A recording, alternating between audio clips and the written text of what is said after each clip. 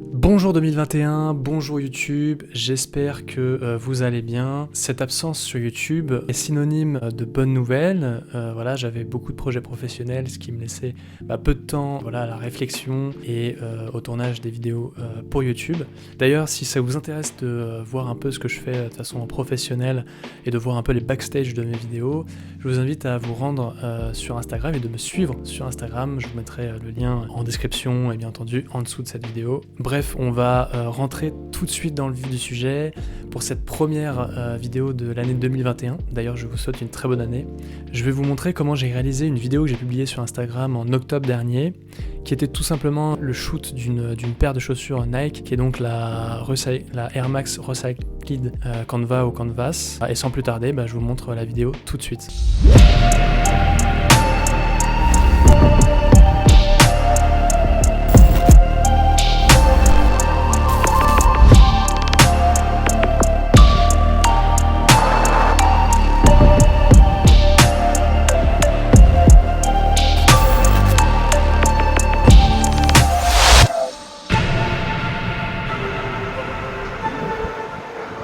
Sans oublier, bien entendu, l'introduction.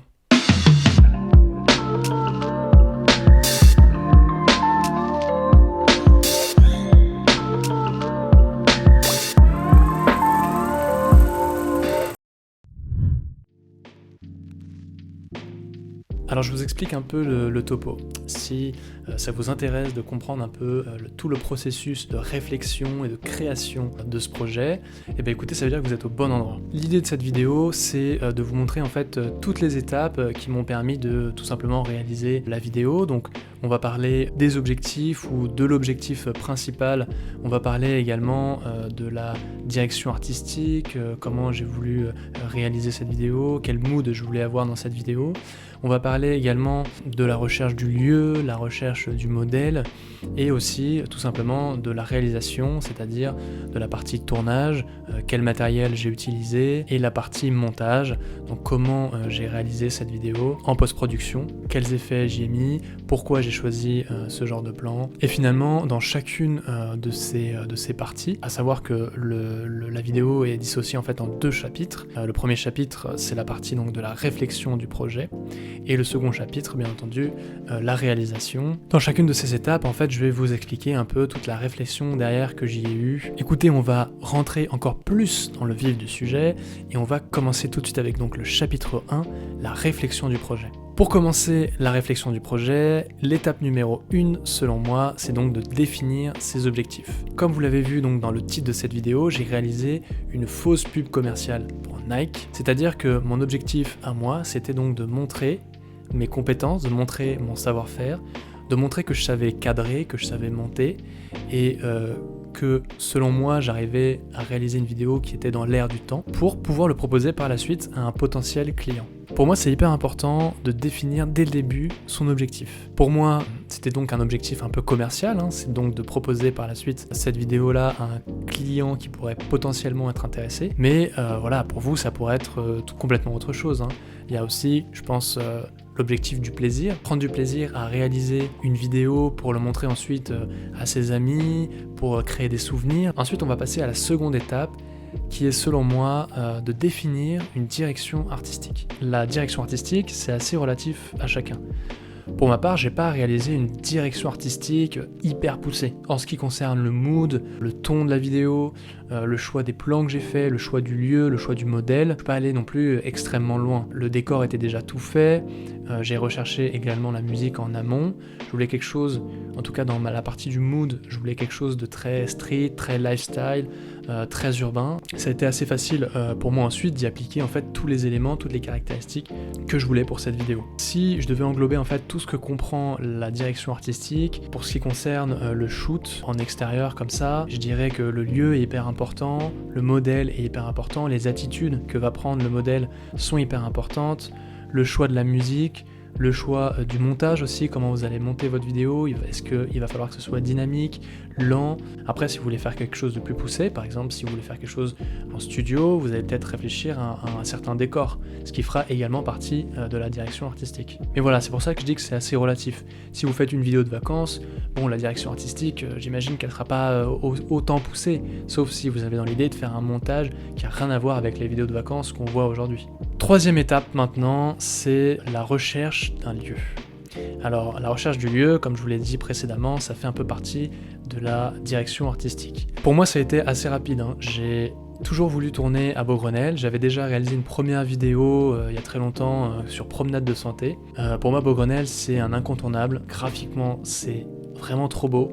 En tout cas, quand vous voulez faire une vidéo un peu urbaine, street, lifestyle, on a une diversité vraiment d'environnement qui est assez incroyable. Donc pour moi, ça s'est tout de suite fait là-bas. Je pense que même avant de tourner la vidéo, j'avais déjà envie de réaliser une vidéo là-bas à Beaugrenelle.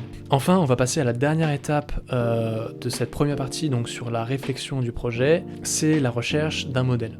Balt, le modèle de cette vidéo, c'est un gars que vous avez sûrement déjà vu sur ma chaîne YouTube, c'est vraiment un ami proche. C'était plus facile également pour moi lors du tournage de le diriger. Et je savais que Balt était quelqu'un qui correspondait totalement au mood de la vidéo que je voulais transmettre. Mais rien ne vous empêche de proposer à d'autres modèles, des gens que vous connaissez pas. Par exemple, si dans votre entourage vous n'avez pas de personnes qui correspondent totalement au mood de la vidéo que vous voulez réaliser, il y a plein de gens qui sont preneurs de se faire prendre en vidéo.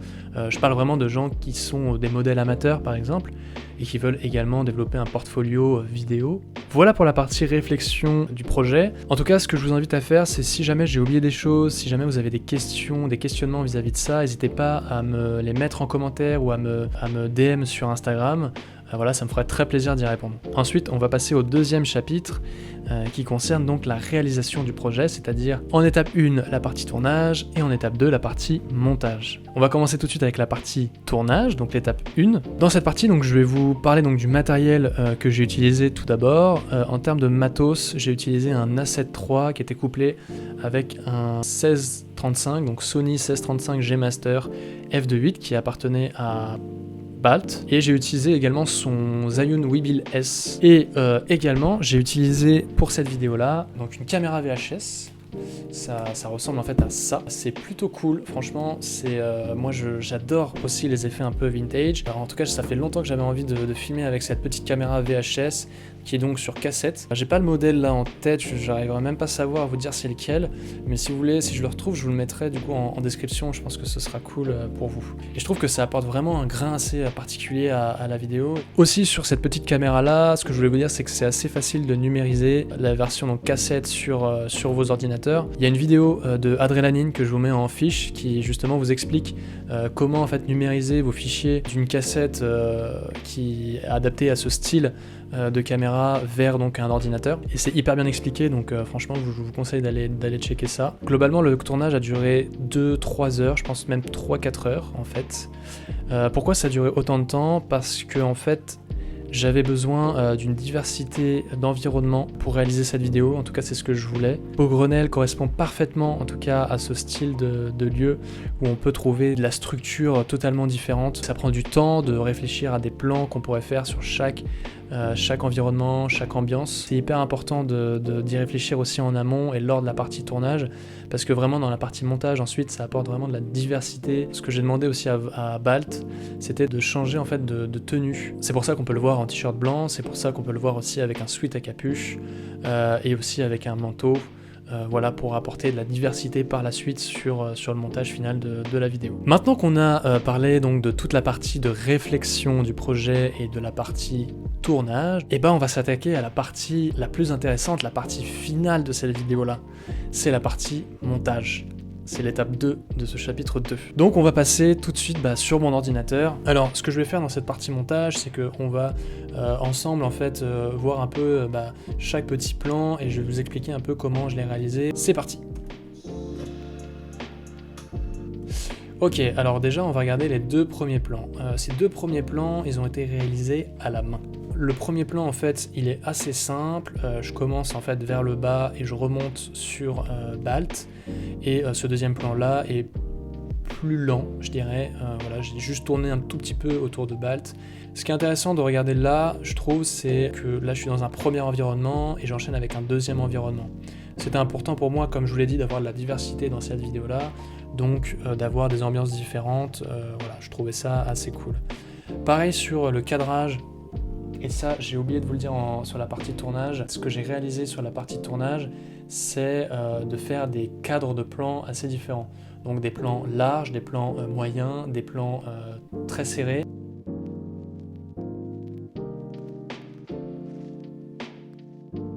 Voilà, ensuite il y a aussi cette diversité-là avec le fait que sur ce plan-là, Balt me regarde, sur celui-là, il me regarde plus. Je continue. Top, je m'arrête sur ces deux plans, d'abord sur celui-là qui est assez important, puisque comme vous l'avez vu dans la vidéo, dans l'introduction, ce genre de vidéo apparaît plusieurs fois dans ma vidéo. C'est réalisé avec la caméra VHS, j'ai juste ajouté un effet de glitch dessus, j'ai mis un LUT noir et blanc dessus, et je trouvais qu'en fait ça cassait un peu cet effet assez léché de la vidéo en couleur. Pour moi c'était un moyen justement de casser un peu ça et de rajouter du dynamisme par la suite. Et vous avez vu également ce second plan, alors aussi, j'ai oublié de dire, c'est que dessus il y a un petit sound design donc de glitch, un peu que j'ai trouvé sur Epidemic Sound. Tac, on regarde ce plan-là qui est aussi intéressant. Si vous pensez que j'ai réalisé ce plan-là en post-production, c'est-à-dire que j'ai mis un effet, je sais pas, de trace pour faire cet effet-là, et bah pas du tout. En fait, je baisse ma vitesse d'obturation.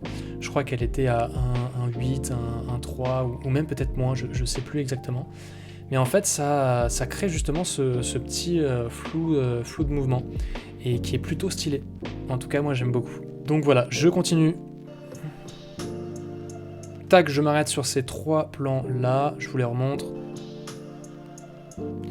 Voilà, alors sur ces trois plans là, ce qui est cool, c'est que on a un plan, donc bien sûr on passe d'un plan chaussure à un plan personnage, un plan modèle, on repasse sur un plan chaussure et sur modèle. Pareil, là c'est important de ne pas forcément mettre modèle, modèle, chaussure, chaussure, pour justement avoir un peu des changements de rythme dans la vidéo, et pas que l'œil s'habitue, que ce soit assez redondant. Donc ce que je trouve cool en fait sur ce plan là, c'est vraiment l'attitude de Balt. J'aime bien ce côté où il porte un peu sa capuche, voilà, ça rajoute un peu de... Je sais pas, ça rajoute de l'attitude, j'aime bien. Et ensuite sur un plan chaussures très serré sur le Nike. Le seul truc que je dirais un peu dommage sur ce plan là, c'est que du coup on voit pas toute la chaussure et elle est un peu coupée. Voilà, je sais pas, j'arrive pas à savoir si ça... Je trouve que ça passe, mais je trouve qu'avec la chaussure entière, j'aurais peut-être pu trouver quelque chose de peut-être plus cool, quoi. Et on revient sur un plan de Balt, du coup, dans le même environnement que celui-là. Mais voilà, un plan plus large, plan serré, plan large. Je continue par la suite. Alors ce plan-là, je le kiffe de ouf. J'adore l'attitude de Balt là-dessus, le fait qu'il soit totalement droit, on voit une sorte de silhouette, on le reconnaît, mais j'adore cette question de silhouette là, je kiffe trop. Donc pareil, je mets un effet de glitch dessus avec le sound design qui va avec. Donc pareil, le flou de mouvement là avec le fait que je baisse la vitesse d'obturation. Je continue. Alors, ce qui est intéressant, donc je m'arrête encore une fois, mais ce qui est intéressant sur ces plans-là, et sur ces plans-là aussi, c'est le fait qu'ils soient fixes. Vous avez vu que sur ce genre de plan, il est en mouvement, sur ce genre de plan, il est aussi en mouvement, et ici aussi. Et là, je fais deux plans fixes, donc celui-là et celui-là. Et c'est cool parfois, parce que parfois on loupe un peu le sujet, on peut louper des choses. Et le fait de me mettre en plan fixe, ça permet, en plus, dans cette vidéo-là, de bien apprécier la paire en fait, de bien montrer la paire. Je continue. Alors là, ce qui est intéressant à dire, c'est ne pas hésiter à prendre des vidéos un peu de l'environnement dans lequel vous êtes. Pareil, au lieu de voir que des paires de chaussures, que du modèle, voir un peu ce qu'il y a autour. Je pense que ça permet un peu de donner un peu de souffle dans la vidéo. Et voilà, je trouve que là, ça donne de l'espace, ça contextualise aussi l'endroit. Moi, je trouve ça quand même assez intéressant de mettre des plans de structure comme ça. Donc, je continue. Alors, tout d'abord, je vais commencer par ces deux plans-là. Ils sont tout simples, c'est réalisé avec le Zhiyun Weebill S. Comme vous pouvez le voir là, ce plan-là, c'est le même plan, sauf que j'ai juste inversé la vidéo, donc ça va et ça revient. Et ensuite, vous avez vu, je vous le remontre. Boum! Je sais pas si vous voyez ce petit blanc-là, bon, on le voit quand même assez bien. C'est ça qui est assez incroyable, je trouve, dans la vidéo, c'est que parfois, on fait des choses qui sont pas faites exprès. Et en fait, je trouve que ça donne un truc. En fait, ça donnait encore plus d'intention, en tout cas quelque chose d'encore plus fort, quand en fait la musique reprend sur le rythme de la musique. Je vous remonte ça, vous allez voir. Boum! Et je sais pas pourquoi, j'ai grave kiffé et j'ai laissé. Plan chaussures, plan modèle. Alors, qu'est-ce que je vais dire là-dessus? Ce que je vais dire, c'est que aussi sur la partie des tournages, c'est que je vous ai dit de varier les cadres de plans, c'est-à-dire large, moyen, serré, mais aussi de varier un peu les angles, que ce soit du bas vers le haut, du haut vers le bas, sur le côté, parce qu'ensuite en post-production ça donnera encore plus de dynamisme. Le fait de filmer d'en bas, ça met aussi la paire de chaussures sur une sorte de piédestal. On continue donc avec ensuite la plan chaussure, donc le plan Balt. Donc ce plan-là, pareil, c'est une baisse de la vitesse d'obturation, vous l'avez compris maintenant. Et en fait, j'aime bien l'attitude de Balt sur ce plan-là. J'aime bien le fait qu'en fait, au bout d'un moment, on le voit un peu net, comme ça, et qu'ensuite, ça fasse plus des traces. Donc le plan classique des chaussures. Donc là, je mets bien sûr un plan chaussure. Je trouve pas que ça dénature trop le dynamisme de la vidéo, sachant qu'en plus, là, c'est un plan noir et blanc, filmé à la VHS et tout. Alors, ces deux plans-là sont hyper intéressants et je les kiffe de ouf. Donc là, vous avez bien reconnu la baisse de la vitesse d'obturation qui me donne cet effet de flou. Et pareil, à ce moment-là, je recontextualise l'endroit, on est bien à Beaugrenelle, et ça rajoute un peu de la structure, du métallique. Et ce plan-là, est-ce que vous avez vu un petit détail? C'est juste parfois juste inexplicable en fait. C'est juste on kiffe, on ne saura peut-être pas forcément dire pourquoi. Mais vous voyez que là c'est flou et en fait au bout d'un moment ça devient super net. Alors attendez, je vous remonte à ce moment-là et je kiffe de ouf. Et franchement j'adore le fait que ça soit flou et qu'au bout d'un moment on le voit net, on distingue un peu son regard, ça rajoute complètement un truc. Je continue. Alors, je reviens sur le premier plan, donc après celui-ci, sur ce plan-là. N'hésitez pas à rendre peut-être plus vivant votre montage. Parce que là c'est vrai qu'on voit beaucoup Balt qui est assis, accroupi, debout, mais jamais sans vraiment bouger de l'endroit, hein. Il bouge un petit peu, mais c'est juste il se tient, il fait des pauses, des attitudes. On le voit de dos, on voit pas grand chose, mais en tout cas je trouve que pareil ça rajoute un peu de dynamisme, parce qu'on le voit un peu dans un contexte plus lifestyle. Alors, ce qui est intéressant ici, sur ce plan-là, c'est pareil. J'essaye de trouver de la diversité dans mes plans, donc au lieu que Balt ait la chaussure au pied, il l'a dans la main. Aujourd'hui, j'aurais peut-être fait un plan différent, parce que je trouve ça peut-être un peu classique, ce genre de plan dans la main. J'aurais peut-être mis au niveau de l'épaule, ou je sais pas, ou autour de son cou, comme ça, qui vient...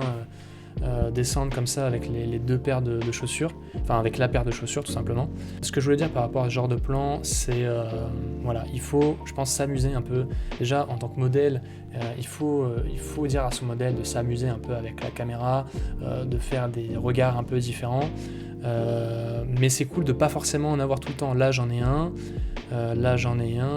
Mais par exemple sur les débuts, par exemple dans celui-là j'en ai pas, et par exemple dans celui-là je l'ai pas. Et pareil, je trouve que ça rajoute vachement de diversité.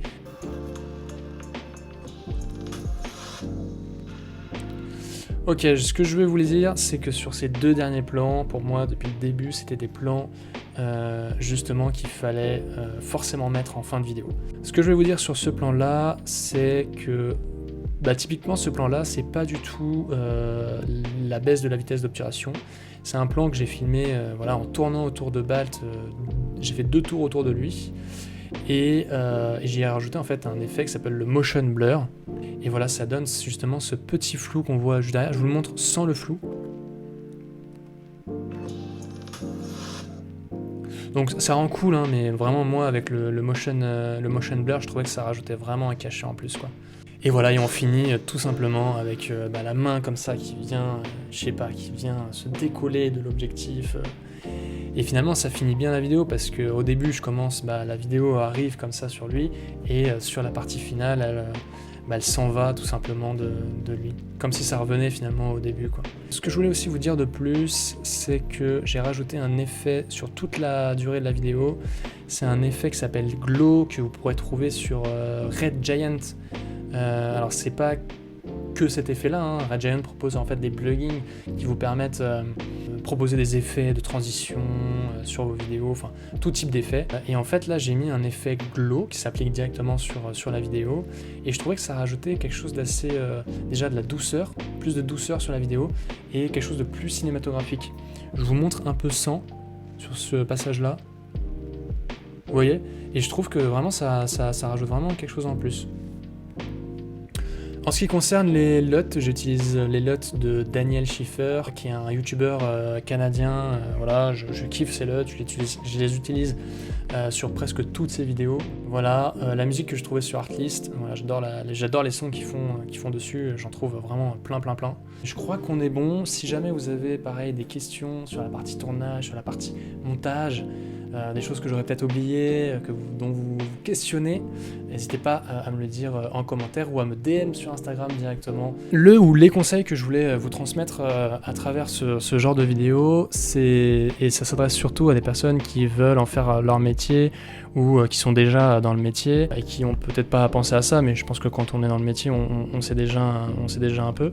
Ce qu'il ne faut pas hésiter à faire quand on veut travailler avec une marque, une entreprise, un domaine qui nous plaît, c'est de ne pas hésiter à montrer vos compétences, à montrer votre savoir-faire, à montrer que vous savez cadrer, que vous savez monter, et surtout que eux, ça pourrait potentiellement les intéresser. Pour moi, c'est vraiment un moyen de montrer son potentiel, de montrer sa valeur vis-à-vis du client ou de votre futur client, et pour lui, en fait, c'est beaucoup plus parlant.